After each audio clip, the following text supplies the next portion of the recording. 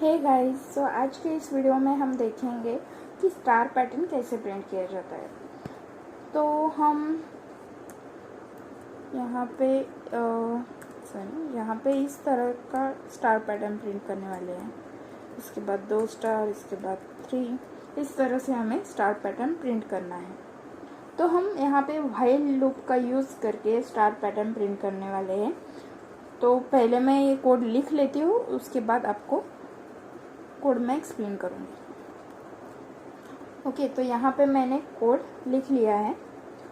तो पहले मैं आपको इसका आउटपुट दिखा देती हूँ, जैसे मैंने बताया उसी तरह से आता है क्या।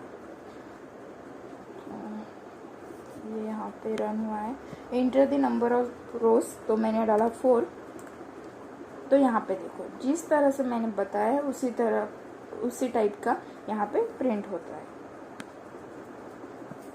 तो यहाँ पे हमने कोड में क्या किया है, तो हमने 2 व्हाइल लूप यूज़ किए हैं।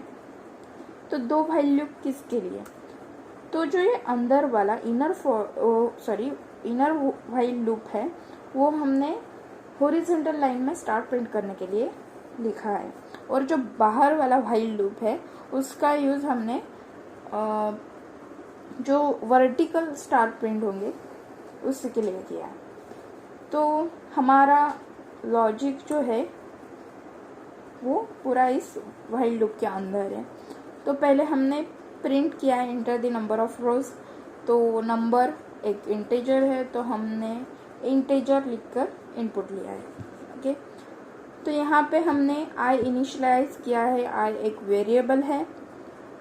उसके बाद हमने फर्स्ट वाला जो आउटर व्हाइल लूप है वो स्टार्ट किया है। तो देखो यहाँ पे जो आई की इनिशियल वैल्यू है वो 1 है। ओके, और मानो मैंने इनपुट n, जो हमने n कंसीडर किया है उसको लिखा, और वो दिया है मैंने 4। ओके, तो n इक्वल्स टू 4। तो देखो व्हाइल लूप के अंदर जो कंडीशन है वो सेटिस्फाई हो रही है क्या, 1 is smaller than equals to 4। तो ये हमारी कंडीशन सेटिस्फाई हो रही है। तो अब ये क्या करेगा, इनर वाले व्हाइल लूप के अंदर जाएगा। तो यहाँ पे हमने और एक वेरिएबल लिया है काउंट। तो काउंट किसके लिए, स्टार को काउंट करना है, इसलिए मैंने काउंट लिखा है वेरिएबल। तो काउंट इनिशियलाइज किया है 1। ओके, अंदर वाले व्हाइल लूप के अंदर आ गए हम। तो यहाँ पे count is smaller than equals to I. तो काउंट की इनिशियल वैल्यू है 1, और आई की जो वैल्यू है वो है 1, वो भी 1 है। तो देखो 1 is smaller than equals to 1। तो ये कंडीशन सेटिस्फाई हो गई हमारी। तो ये हमारा पैटर्न जो है ये क्या करेगा, ये सीधा एक स्टार प्रिंट कर देगा। चाहे तो आप इसे कमेंट आउट करके देख सकते हो, मतलब आउटर वाला जो व्हाइल लूप है उसको कमेंट में रख के अंदर वाला अगर आप देखोगे तो आपको यही मिलेगा कि स्टार प्रिंट होगा। ओके, तो यहाँ पे कंडीशन सेटिस्फाई हो जाने के बाद एक स्टार प्रिंट किया, एंड यहाँ पे जो हमने यूज़ किया है उसका यूज़ क्या होता है, तो ये 2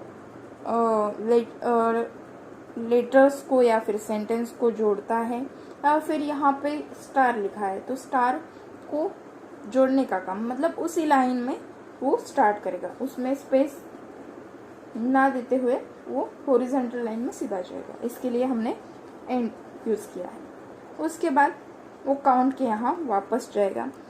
नेक्स्ट स्टेप है काउंट। तो काउंट यहाँ पे है 1, तो count equals to count plus 1। तो यहाँ पे अब काउंट की वैल्यू क्या हो गई, काउंट की वैल्यू हो गई 2। ओके, तो यहाँ पे अब ये काउंट इनर वाले फॉर लूप के अंदर जाएगा, सॉरी व्हाइल लूप के अंदर जाएगा। तो अब काउंट की वैल्यू हो गई 2। तो again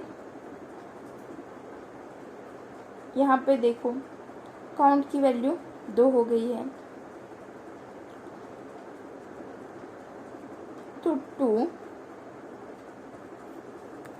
is smaller than equals to 1। Condition satisfy नहीं हो रही, तो ये क्या करेगा, सीधा वो व्हाइल लूप छोड़ के बाहर निकल आ जाएगा। तो ये बाहर वाले फॉर लूप के अंदर आ गया। तो यहाँ पे मैंने प्रिंट लिखा है और डबल इन्वर्टेड कॉमा लिखा है, यानी कि हमें नेक्स्ट लाइन पे जाना है। अगर आपको पाइथन में नेक्स्ट लाइन पे जाना है तो आप इसका यूज़ कर सकते हो, प्रिंट लिख के स्पेस देना है। ओके, तो ये नेक्स्ट लाइन पे आ गया।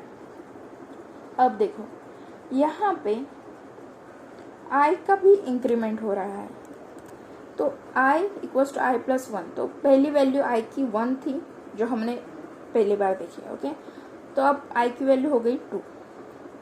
तो ये जो i की 2 वैल्यू है इसके साथ i जाएगा पहले वाले व्हाइल लूप के अंदर।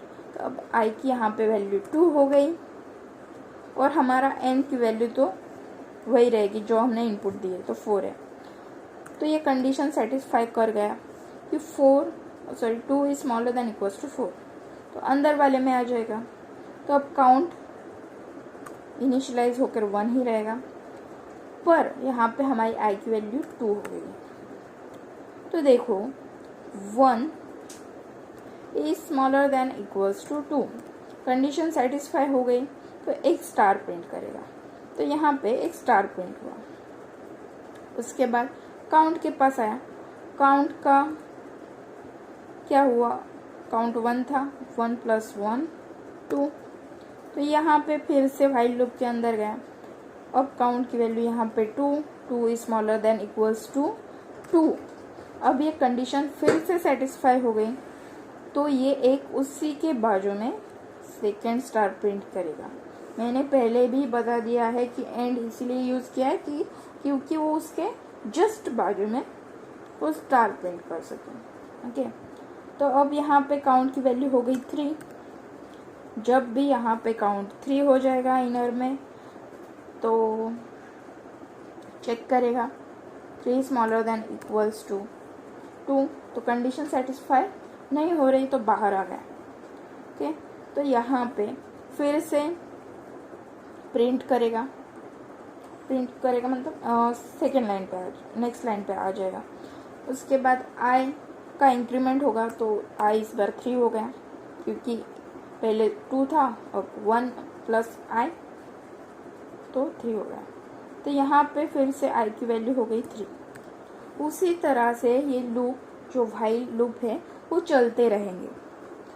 तो उसी के एक टाइम ऐसा आएगा कि ये यहाँ पे 4 हो गया। तो 4 हुआ, तो यहाँ पे 3 स्टार, उसके बाद 4 स्टार। एक ऐसी कंडीशन आएगी जब i 5 हो जाएगा। तो जब यहाँ पे i 5 हो जाएगा, तो हमारा जो अंदर वाला जो लूप है, बाहर वाला जो लूप है, उसमें ही ये कंडीशन सेटिस्फाई नहीं हो जाएगी। तो ये हमारे कोड को उसी समय स्टॉप कर देगा कि भाई ये जो 5 है ये 4 से छोटा नहीं है, तो हमारे लूप इधर स्टॉप हो जाएंगे। यानी कि आप अगर इनपुट में n वैल्यू दोगे, तो n+1 जब वैल्यू होगी तब ये लूप काम नहीं करेगा, ये स्टॉप कर देगा, क्योंकि इसके अंदर वाली जो कंडीशन है जो हमने लिखी है वो सेटिस्फाई नहीं करेगी। If you like this video, please like, share and subscribe to my channel and press the bell icon.